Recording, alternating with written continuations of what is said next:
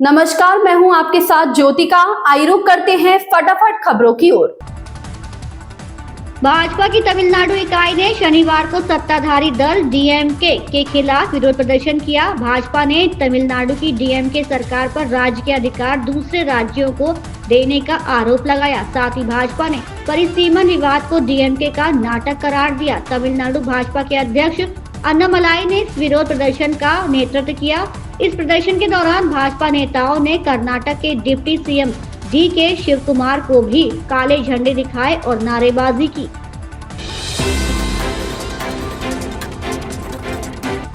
राहुल गांधी ने गुजरात की अपनी यात्रा के दौरान ये बयान दिया था कि कांग्रेस में कई लोग भाजपा के समर्थक हैं। ऐसे लोगों को पार्टी से बाहर किया जाएगा, तभी पार्टी ठीक तरीके से चल पाएगी। लेकिन लगता है कि राहुल गांधी का ये मंत्र उनकी अपनी ही पार्टी के नेता नहीं समझ सके हैं।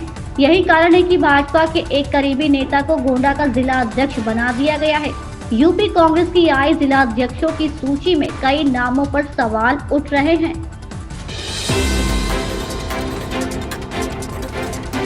तमिलनाडु में सत्तारूढ़ द्रमुक ने परिसीमन को लेकर अहम बैठक की। बैठक में कई राजनीतिक दलों के नेताओं ने हिस्सा लिया। बैठक के लिए द्रमुक ने 7 राज्यों केरल, कर्नाटक, आंध्र प्रदेश, तेलंगाना, उड़ीसा, पश्चिम बंगाल और पंजाब से संपर्क साधा था।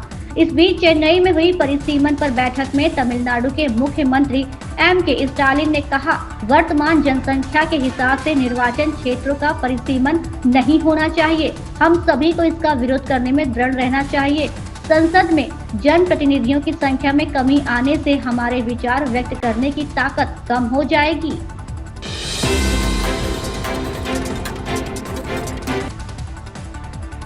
कर्नाटक विधानसभा ने शुक्रवार को कर्नाटक विधानमंडल वेतन, पेंशन और भत्ते विधेयक 2025 पारित कर दिया। इसमें विधायकों, एमएलसी, मंत्रियों और विधानसभा कर्मचारियों के वेतन और भत्ते में उल्लेखनीय बढ़ोतरी का प्रस्ताव किया गया है।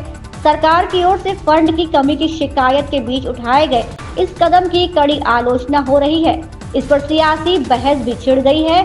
हनी ट्रैप विवाद से जुड़े हंगामे के बीच विधानसभा में इस विधेयक को पारित किया गया।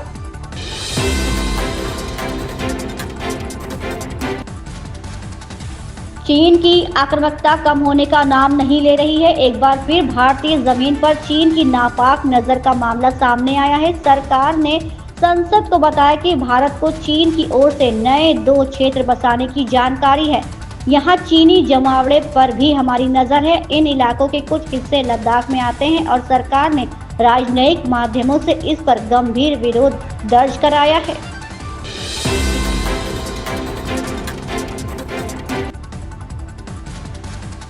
भारत ने भगोड़े इस्लामिक उपदेशक जाकिर नाइक को लेकर पाकिस्तान के नरम रुख पर और उसके आतिथ्य पर चिंता जाहिर की है। विदेश मंत्रालय के प्रवक्ता रणधीर जायसवाल ने कहा कि वांछित शख्स का समर्थन सब कुछ बयां करता है। उन्होंने इस बात को भी उल्लेख किया कि एक वांछित व्यक्ति की मेजबानी करना, उसे शरण देना पाकिस्तान के दृष्टिकोण को कैसे स्पष्ट करता है।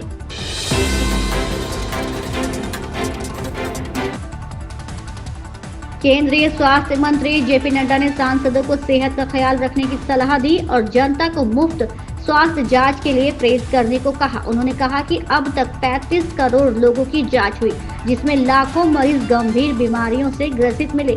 सांसद हेमा मालिनी ने आयुष्मान योजना में अस्पतालों की मेजबानी का मुद्दा उठाया।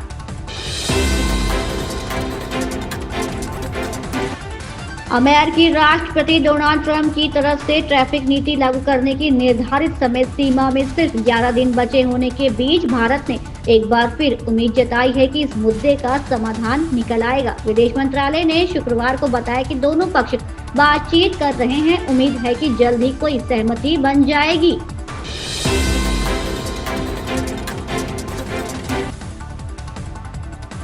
राष्ट्रीय न्यायिक नियुक्ति आयोग का नाम लिए बिना राज्यसभा के सभापति जगदीप धनखड़ ने कहा कि अगर संसद में सर्वसम्मति से पारित किए गए तंत्र को अनुमति दी गई होती तो न्यायिक जवाबदेही के मुद्दे का समाधान हो गया होता।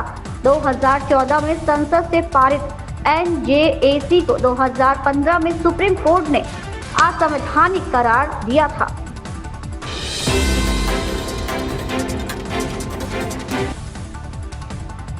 कल राज्यसभा में केंद्रीय गृह मंत्री अमित शाह के संबोधन पर कांग्रेस सांसद जयराम रमेश ने कहा, राहुल गांधी के अत्यधिक प्रभाव से भाजपा घबरा गई है।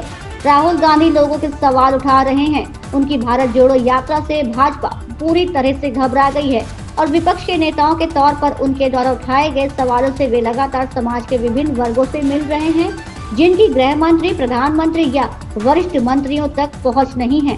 वे रोजमर्रा की आजीविका के बारे में चिंता जता रहे हैं। भाजपा घबरा गई है, इसीलिए वे राहुल गांधी को लेकर आते रहते हैं। इन खबरों में बस इतना ही। बने रहिए हमारे साथ।